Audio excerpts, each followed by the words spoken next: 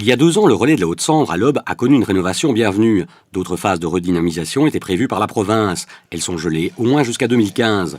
En cause, la décision de la région wallonne de diminuer d'1 million d'euros la dotation octroyée au Hainaut, une diminution justifiée par la reprise des compétences du logement et de l'énergie par la région.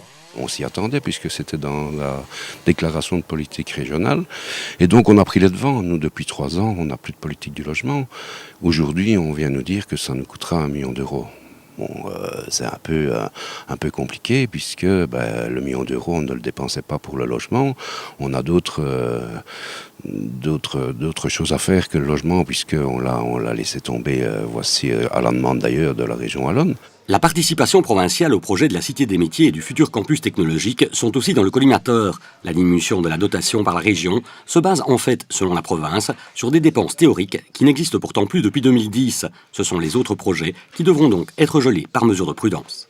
La Cité des métiers, elle va s'installer dans nos bâtiments.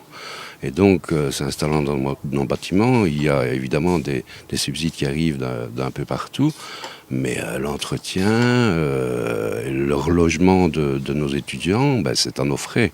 Et donc, on ne voit pas très bien comment on peut tenir la route à reloger nos étudiants autre part. Et donc voilà, il faut geler pour voir où on en sera au mois de septembre. Et le campus technologique ? Mais le campus technologique, on apporte une part de 4,5 millions. Je sais pas, il faut les trouver, il faut les avoir pour les mettre. Et nous, on ne demande pas mieux de les mettre, mais bon. La participation provinciale au campus technologique était donc de 4,5 millions sur 15, de quoi handicaper grandement le projet si la province ne peut apporter sa part de financement. Et donc là, on doit geler tous ces projets, puisque nous, on faisait ça pour travailler dans la supracommunalité, comme a été demandé par la région wallonne. Et puis, tout d'un coup, on va être un peu asphyxié. Et nous, ce qui compte, c'est quand même l'emploi des gens. Ces projets ne peuvent donc plus être prioritaires, d'autant que les craintes sont grandes pour le budget, qui pourrait ne plus être en équilibre à l'horizon 2015, en raison par exemple des revalorisations barémiques ou de l'augmentation de l'intervention provinciale dans le patrimoine classé. Et la province craint aussi une non-indexation de sa dotation et la suppression de compensations suite à des suppressions de taxes provinciales, ce qui provoquerait un déficit budgétaire important à l'horizon 2015.